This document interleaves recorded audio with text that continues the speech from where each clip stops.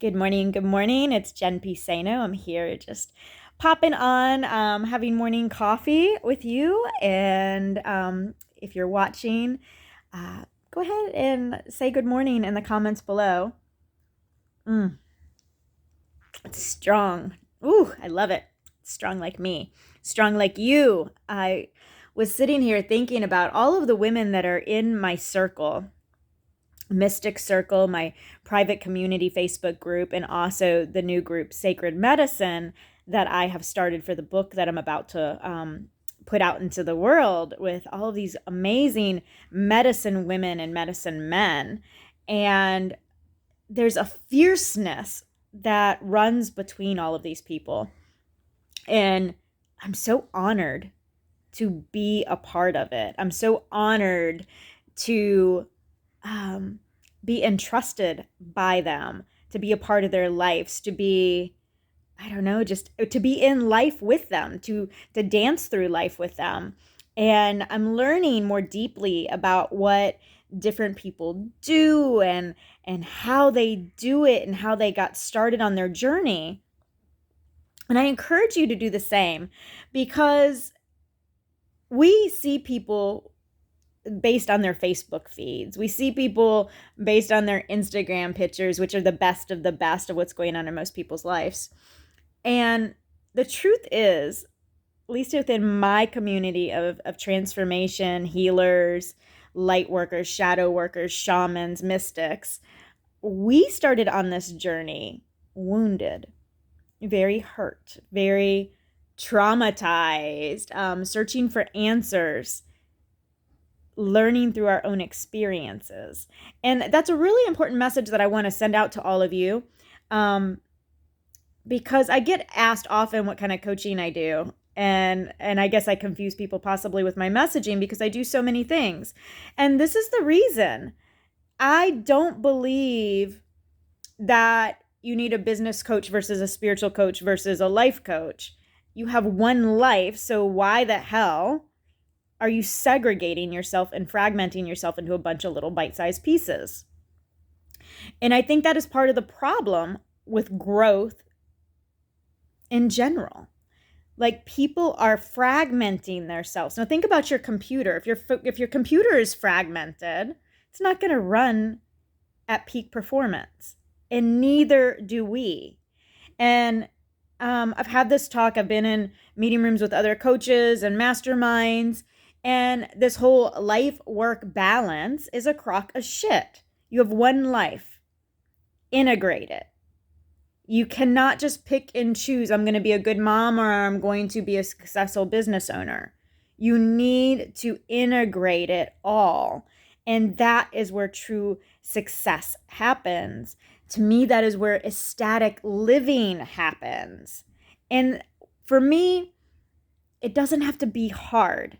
I think we make things purposely hard because that's old programming, and we think everything has to be done by the sweat of our brow, and there's more satisfaction by it being hard, or whatever it may be, whatever those old stories that are playing in your head might possibly be.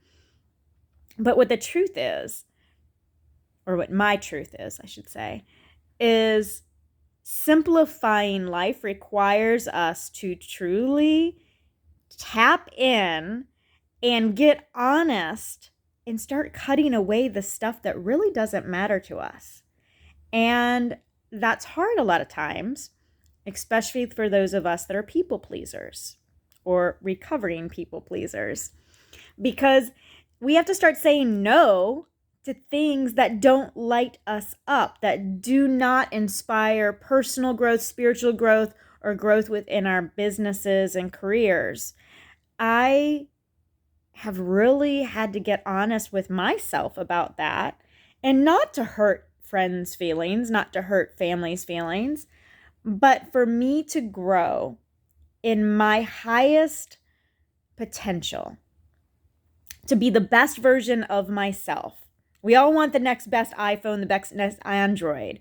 I don't see too many people standing in these long lines to tap in to get the best next version of themselves.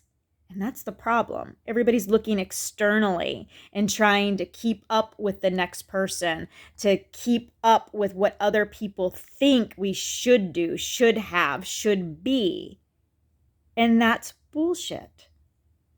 It all comes from within ourselves, and we need to get honest, radically honest. What is the truth of what really lights you up?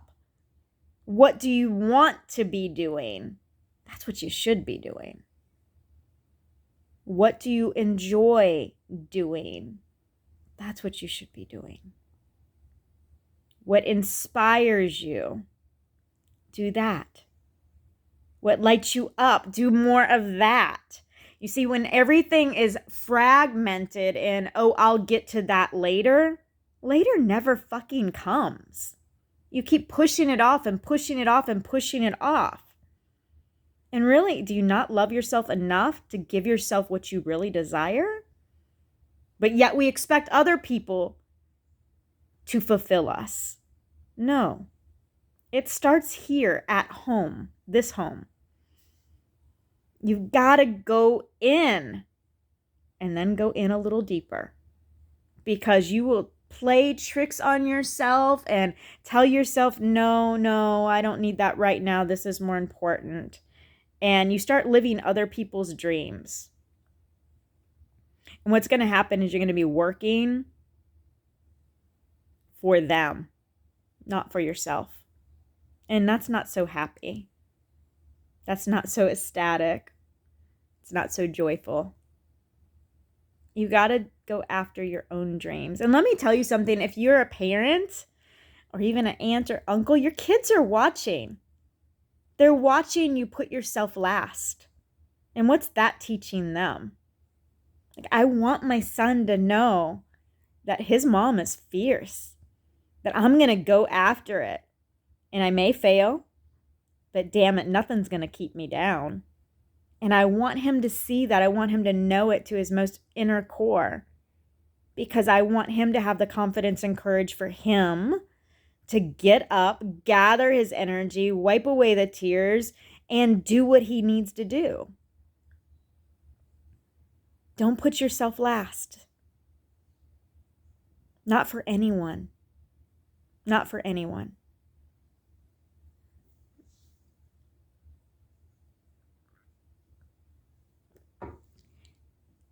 Life, you have one life. Don't fragment it. Don't section it off. Don't delegate it to other people to live for you. And just, I hope, I don't know. That's my Friday message for you today. And if it resonates, great. And if it doesn't, that's okay too. Have a wonderful day. Bye-bye.